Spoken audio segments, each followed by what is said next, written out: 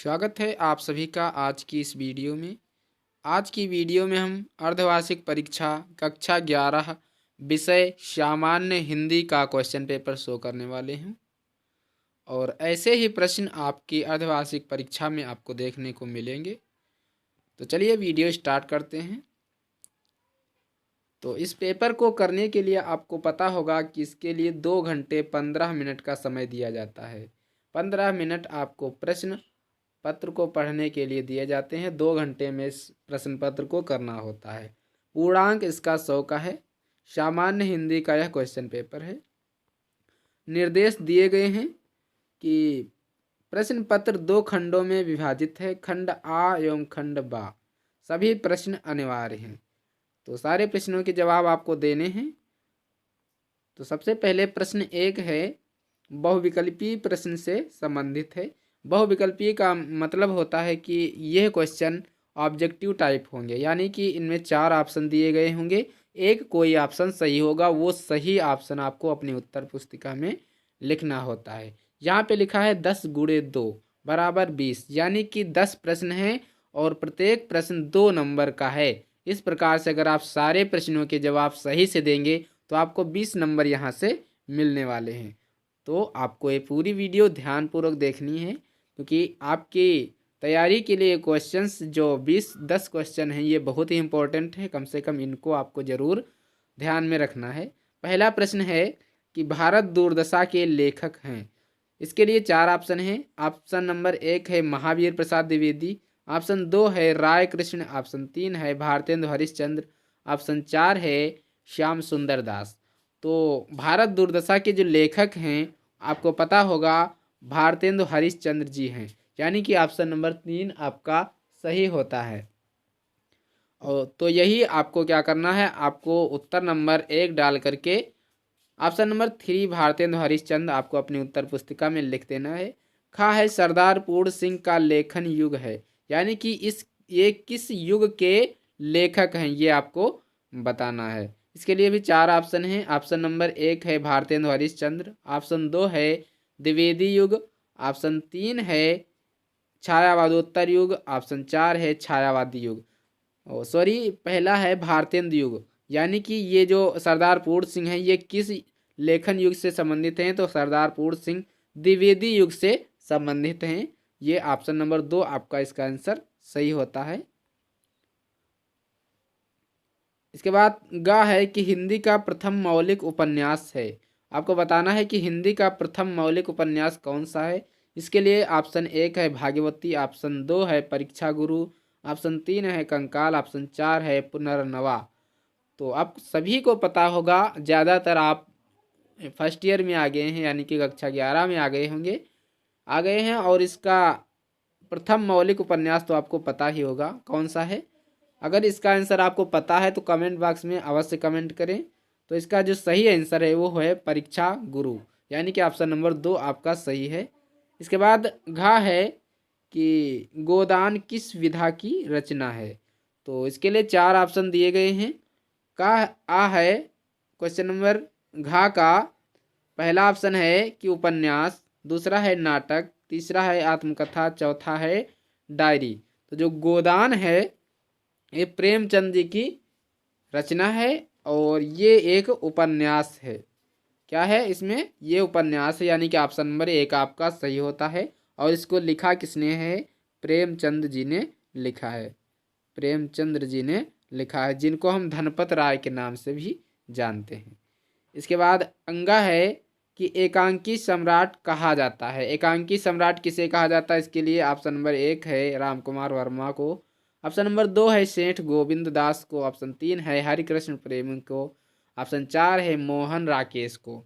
तो एकांकी सम्राट आप सभी को पता होगा राम कुमार वर्मा को कहा जाता है, यानी कि ऑप्शन नंबर 1 आपका सही है, राम कुमार वर्मा।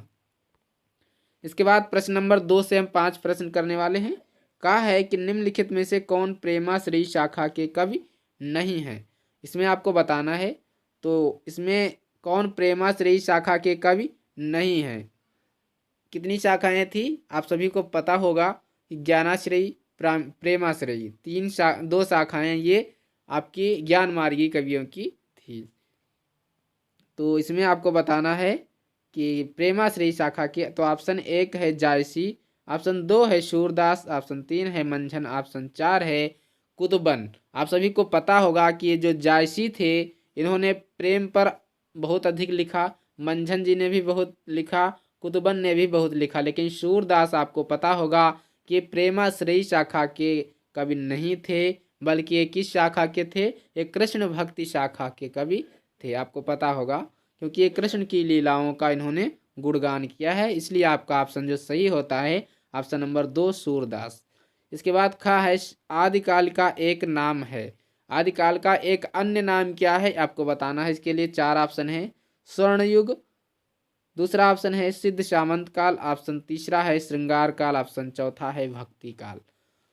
तो आपको पता होगा कि स्वर्णयुग, श्रृंगार काल, भक्ति काल, ये स्वर्णयुग भक्ति काल को कहा गया है। स्वर्णयुग किसको कहा गया है, भक्ति काल को ही स्वर्णयुग कहा गया है। और श्रृंगार काल जो है ये श्रृंगार काल जिसको हम वो बोलते हैं। इसके बाद दूसरा है, इसका जो सही ऑप्शन है आदिकाल का नाम है, एक अन्य नाम है तो सिद्ध सामंत काल। आदिकाल को सिद्ध सामंत काल के नाम से जिन्होंने संबोधित किया है उनका नाम है राहुल सांस्कृत्यायन। राहुल सांस्कृत्यायन जी ने अथातो घुमाकड़ लिखा है, आप सभी को पता होगा। और इन्होंने आदिकाल को सिद्ध सामंत काल के नाम से भी पुकारा है। हाँ, तो श्रृंगार काल को हम रीति काल के नाम से भी जानते हैं। गा है विनय पत्रिका के कवि हैं। आपको ध्यान रखना है, इसमें कंफ्यूजन हो जाता है, एक विनय और एक विनय पत्रिका। आपको ध्यान रखना है विनय जो है वो सूरदास जी का है और विनय पत्रिका ये आपकी तुलसीदास जी की है, यानी कि ऑप्शन नंबर 3 इसका सही होता है। इसके बाद क्वेश्चन नंबर घ है पृथ्वीराज रासो के रचनाकार हैं। कौन है, इसके लिए 4 ऑप्शन है। जायसी, मंझन, कुतुबन, चंद्रवरदाई। तो आप सभी को पता होगा कि पृथ्वीराज रासो ये चंद्रवरदाई जी का लिखा गया रासो काव्य है। ऑप्शन नंबर 4 आपका सही है। अंगा है अष्टछाप के कवियों का संबंध किस भक्ति काल की किस शाखा से है। तो आपको पता होगा कि जो अष्टछाप के कवि थे वो क्या करते थे, वो कृष्ण की लीलाओं का गुणगान किया करते थे। इस कारण से इसका जो सही आंसर है ऑप्शन नंबर 3, कृष्ण भक्ति शाखा से कवि संबंधित थे। तो ये थे आपके 10 प्रश्न। अब हम चल दिए बढ़ते हैं थ्योरी की तरफ, यानी कि आपको ये व्याख्यात्मक प्रश्न करने हैं। व्याख्यात्मक प्रश्न में तीसरा प्रश्न है दिए गए गद्यांश पर आधारित निम्नलिखित प्रश्नों के उत्तर दीजिए। ये गद्यांश दिया गया है, आपको ध्यान से इसको पढ़ना है। उसके बाद इसके जो आंसर दिए क्वेश्चन दिए गए हैं इनको आपको करना है 5 गुणे 2, यानी कि प्रत्येक ये 5 नंबर का है, 10 नंबर का है प्रत्येक। पहला प्रश्न है उपर्युक्त गद्यांश के पाठ एवं लेखक का नाम लिखिए। इसको आपको ध्यान से पढ़ लेना। इसके बाद आपको पहचानना है कि ये किस पाठ से और इसके लेखक कौन है, ये आपको लिखना है, यानी कि आप संदर्भ इसका लिखेंगे। दूसरा है प्रस्तुत गद्यांश के रेखांकित अंश की व्याख्या कीजिए। ये जो रेखांकित अंश है इसकी आपको क्या करना है, व्याख्या कर देनी है इस पूरे की। तीसरा प्रश्न है लेखक ने किस बात पर अफसोस प्रकट किया है। ये आपको इसमें पढ़ करके इसका आंसर पता चल जाएगा। चौथा प्रश्न है लेखक ने अपने देशवासियों को किसकी उन्नति पर बल देने की बात कही है। पांचवा प्रश्न है प्रस्तुत गद्यांश में लेखक ने किसका भरोसा न करने को कहा है। तो जब आप इस गद्यांश को पढ़ेंगे तो इन सारे क्वेश्चंस का आपको जवाब मिल जाएगा। इसके बाद अथवा में दिया गया, तो पहला वाला कीजिए या तो अथवा में दिया गया है, इसको आप कर सकते हैं, जो आपको सरल लगे वो करिए। इसमें भी प्रश्न है वही कि उपर्युक्त गद्यांश का संदर्भ लिखिए। इसका आपको क्या करना है, संदर्भ लिख देना है। दूसरा है कि प्रस्तुत गद्यांश के रेखांकित अंश की व्याख्या कीजिए, व्याख्या कर देना है। तीसरा है प्रातःकालीन सूर्य की किरणें पड़ने पर नदियों का जल किस प्रकार प्रतीत होने लगता है। चौथा है प्रस्तुत गद्यांश में अंधकार की तुलना किससे की गई। पांचवा है सूर्य की किरण बाण ने किसे नष्ट किया। ये आपको इन सारे क्वेश्चंस के आंसर दे देने हैं। इसके बाद ये तो था गद्य के प्रश्न। अब हम पद्यांश पर आधारित प्रश्नों को जानेंगे। इसमें लिखा है दिए गए पद्यांश पर आधारित निम्नलिखित प्रश्नों के उत्तर दीजिए। ये भी 10 नंबर में है, तो इसको पढ़ते हैं।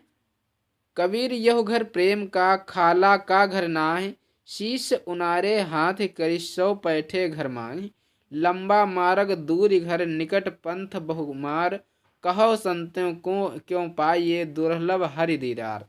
तो इसको आपने पढ़ लिया। इसके बाद इसके आंसर करने हैं।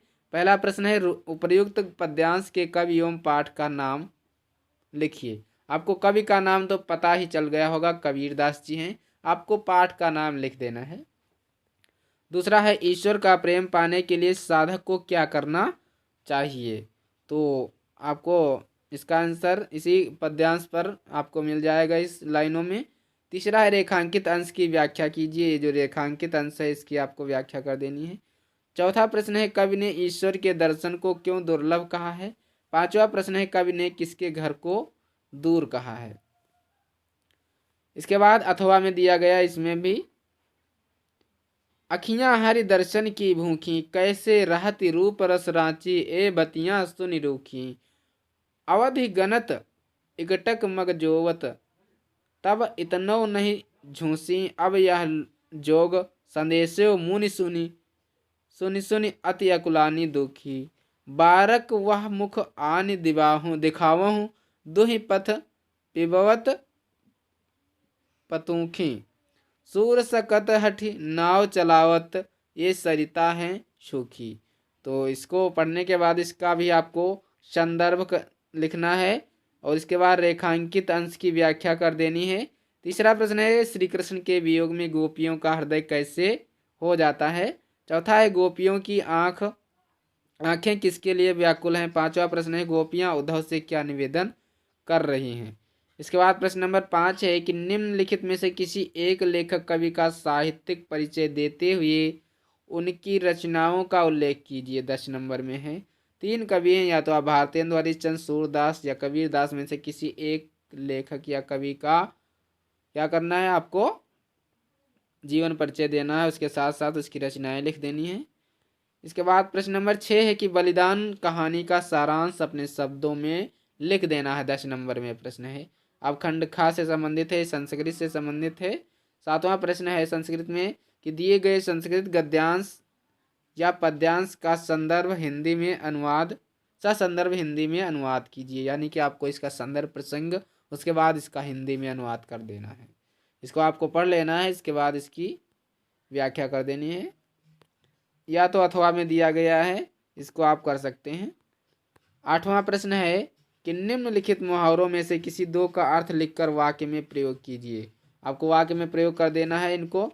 पहला है कि उल्टी गंगा बहाना, दूसरा है दाल में काला होना, तीसरा है चंपत होना, चौथा है घी के दिए जलाना। 9 नंबर प्रश्न है कि निम्नलिखित शब्दों में से किसी 2 का संधि विच्छेद कीजिए। सूर्योदय, नदीशः, परमार्थः, तथेति। इनका आपको 2 का सिर्फ संधि विच्छेद कर देना है। खा है कि निम्नलिखित शब्द युग्म का सही अर्थ लिखिए। कूल और कूल ये दोनों लिखे हुए हैं, इनका अर्थ आपको लिखना है अलग अलग। ये अम्बुद मीन्स अम्बुज और अम्बुद। अम्बुज मीन्स होता है, आपको पता होगा, कमल, और अम्बुद मीन्स बादल। इन दोनों का सही युग्म करना है। 2 नंबर में है।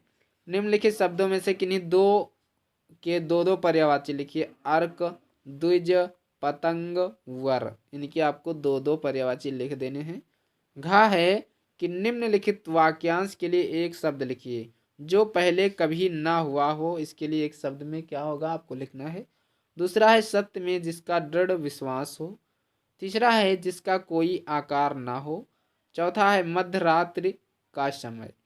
ये आपको 4 दिए गए हैं। 4 में से सिर्फ आपको कुछ नहीं, सिर्फ एक करना है। कम से कम एक तो कर लेंगे। और उसके बाद प्रश्न नंबर 10 है कि श्रृंगार रस अथवा शांत रस का लक्षण और उदाहरण लिखिए। 2 नंबर में है। श्रृंगार या शांत 2 में से एक करना है। खा है यमक अथवा रूपक अलंकार का लक्षण और उदाहरण लिखिए। 2 नंबर में भी है। गा है कि चौपाई अथवा सोरठा छंद का उदाहरण का लक्षण और उदाहरण लिखिए। 2 नंबर में है। 11 नंबर प्रश्न है, निम्नलिखित विषयों में से किसी एक पर अपनी भाषा शैली में निबंध लिखिए। 10 नंबर में है।